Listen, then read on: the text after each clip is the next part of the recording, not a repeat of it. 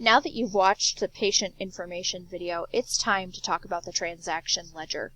Now the transaction ledger is this green box right here at the bottom left. As you can see, this particular patient doesn't have a lot of transactions in their ledger, so I'm actually going to go to someone who has a bit more going on in there. So, this is a different patient file. He's been coming here for a lot longer. We're going to go in here and I'm going to explain some really important bits of information. The first is, as you notice, there are a lot of different colors going on here. So, let's start off with the blue. This blue transactions in the transaction ledger, those mean that those have been submitted to insurance and they've been paid out. Green transactions can mean a couple different things. Payments are always in green. Of course, these $0 charge ones such as the end of care and re-sign, missed appointment, those are all green. Also, if a patient doesn't have insurance or particular claims were not submitted to insurance, so cash patients, you'll see a lot of green. Like for instance at the bottom here, these claims were not submitted to insurance. So, that just means insurance was not even sent these charges. This was just strictly cash patient. Of course, this you can see a bit of both, like if a patient has insurance and then stops having insurance or the opposite, things like that, you'll see a lot of the green. But just remember, green means the transaction was not submitted to insurance or it was a payment or one of those $0 charge fees that we use just to signify something important, for instance, that a care plan ended and the patient re-signed. We'll go more in depth with those charges in a different video. Also, if you can notice, there's this light blue transaction here as well. Those are products that we sell. So those aren't actual services, those were just products that we sold. If we go to a different file, I'm going to show you one that we're waiting on claims back for. Orange claims, those mean that a charge was submitted to insurance and I'm waiting on the insurance claims to get back to me so I can input those correctly. I'm going to go to someone else's file. This is a great example.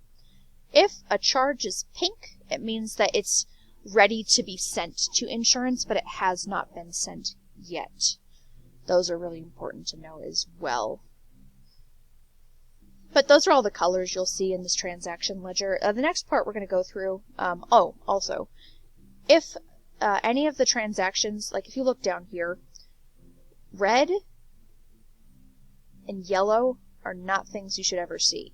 So if a transaction is red or yellow, it needs to be fixed. I'll go through that more in depth in a different video. But the next section we're going to go through is total charge. This is just what the actual charge was. This is the patient charge. So this takes into consideration any write-offs or any insurance payments that went through as well. This is the patient write-off, like if a write-off was put on a patient's charge, like right here, that's where this will reflect. Patient payment, if a patient has made a payment, this is where it will show. Method, there's cash, V is for Visa, C is for check.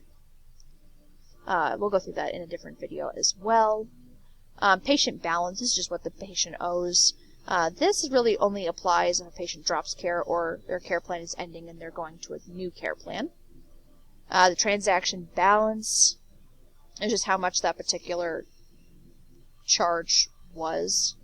Manage, this is whether or not we are sending it to insurance. So T means that we are sending it to insurance. F means we are not. Insurance portion is how much your insurance paid. And of course, sorry, insurance portion is the, it goes here. You'll see as you're inputting insurance claims in that will change. I'll show you that in a different video. Insurance write-off, uncovered, deductible, all those good things.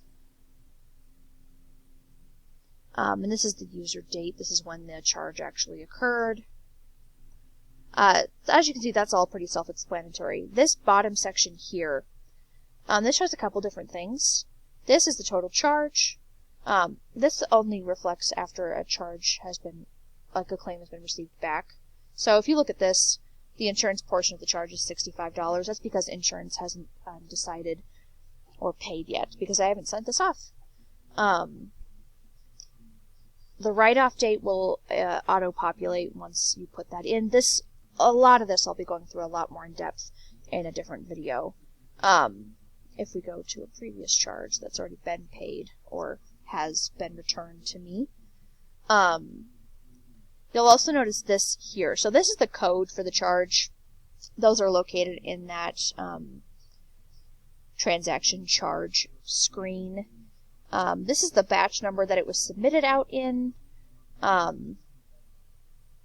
Closed is whether that kind of depends on the insurance. So closed means that we do submit to insurance. This manage also is dependent on that.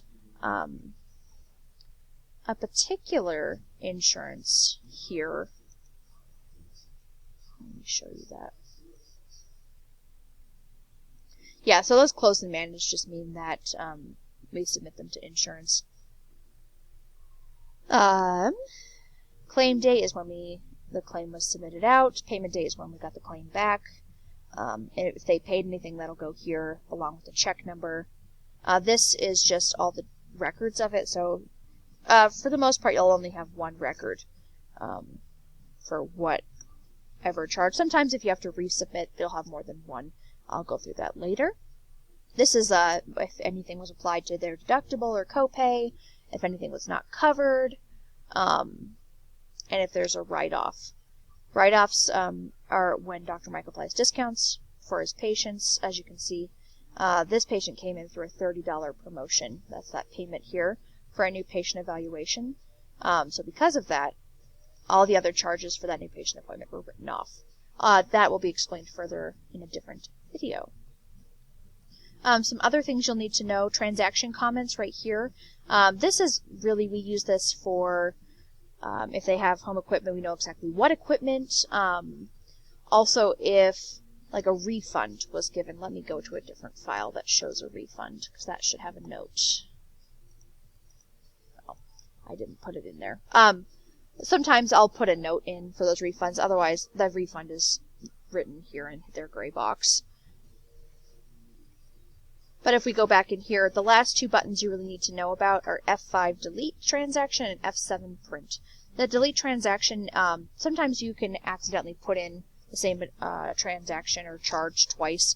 You can just delete one.